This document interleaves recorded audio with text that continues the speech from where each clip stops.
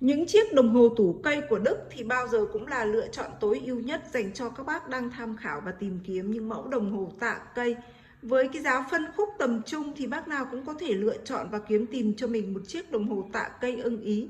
Trong video hôm nay thì em xin giới thiệu và giao lưu tới toàn thể các bác một chiếc đồng hồ tạ cây trăng sao xuất xứ tại Đức các bác nhé. Dòng 8 gông 8 búa chơi bản nhạc Westminster truyền thống. Ở đây thì nhiều bác đã có những chiếc đồng hồ treo tường rồi. Vậy nên các bác muốn tìm kiếm thêm một chiếc đồng hồ tạ cây để đặt cho không gian phòng khách nhà các bác thêm sang trọng, nổi bật, thì những em đồng hồ tủ cây này rất phù hợp với không gian nhà các bác nhé. Đặc biệt là phù hợp với nội thất nhà các bác. Bởi vì với cái mẫu thiết kế thùng này thì các bác yên tâm chơi cho em. Về lau chùi vệ sinh rất là dễ và hợp lý các bác ạ. Với chiều cao em đo kích thước là cao 2m28, còn chiều rộng chân đế là 71cm. Với họa tiết vân nu cực kỳ nổi bật các bác nhé. Và các bác để ý cho em, đó là 3 cái ống lắc tạ, kèm theo đó là quả lắc đu đưa rất là nghệ thuật đây các bác nhé. Dòng đồng hồ của Đức thì các bác yên tâm chơi, bởi vì cơ cấu chức năng chạy dây xích, chạy theo tạ tuồn các bác ạ. Vậy nên là chơi những chiếc này nó bền bỉ vô cùng. Đây em quay chi tiết về hình thức bên ngoài. Như phần chân đây thì các bác nhìn cho em nhé. Vân nu điểm xuyệt được các nghệ nhân chi tiết và rất là khéo, sắc nét vô cùng các bác ạ. Về phần thân vỏ thì các bác nhìn ngắm cho em, với một cái cánh mở cửa ra thì các bác có thể kéo xích rất là dễ dàng các bác nhé. Đặc biệt là điểm xuyệt thêm phần vân nu rất là nổi bật đây các bác ạ.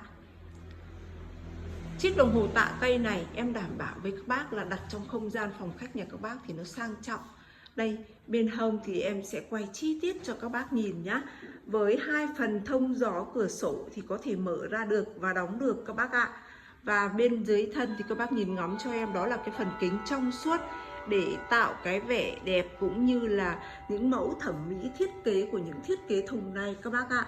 Với bộ mặt trăng sao số La Mã thì cái vẻ đẹp cổ kính của em này nó cũng toát lên rất là nhiều các bác nhé. Đây, em quay chi tiết bên hông cho các bác ngắm nhìn nữa này. Các bác lau chùi vệ sinh cũng rất là dễ nhá.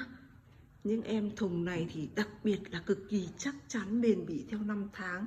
Đây em sẽ mở cánh thùng ra để cho các bác cùng nhìn ngắm cái bộ mặt số La Mã của em này nhá.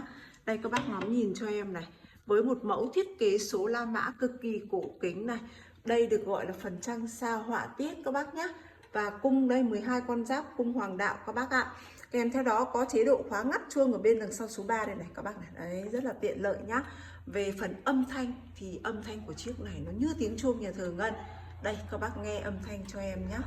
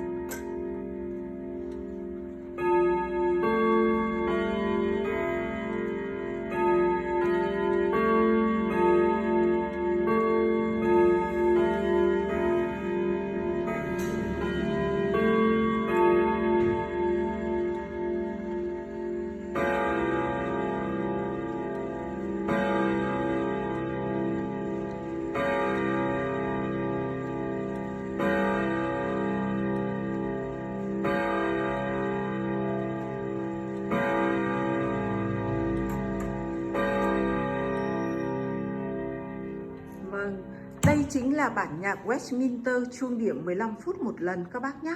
Hình thức thì say đắm, âm thanh thì tuyệt vời. Em đảm bảo với các bác là khi đặt các chiếc đồng hồ tạ cây trong không gian nhà các bác thì các bác mê mẩn luôn bởi em nó các bác nhé. Và tiếng chuông của em nó là bản nhạc Westminster truyền thống, ngân nga và du dương các bác ạ. Những bác nào ở đây mà đang tìm kiếm một chiếc đồng hồ tạ cây để cho bộ sưu tập của mình thêm phong phú thì có thể liên hệ trực tiếp với số điện thoại em ghim trực tiếp trên bài. Địa chỉ cửa hàng bên em là số nhà 73A2 đường Hữu Nghị, thị trấn Cổ Lễ, Trực Ninh, Nam Định. Bên em có ship hàng toàn quốc cho các bác nhé. Ngoài ra thì các bác ở xa không về được cửa hàng cứ yên tâm, một cú điện thoại là bên em sẽ ship và lắp đặt tại nhà cho các bác. Các bác yên tâm chơi và sử dụng đi ạ. Tới đây thì em xin kết thúc video và xin chân thành cảm ơn các bác đã theo dõi video này.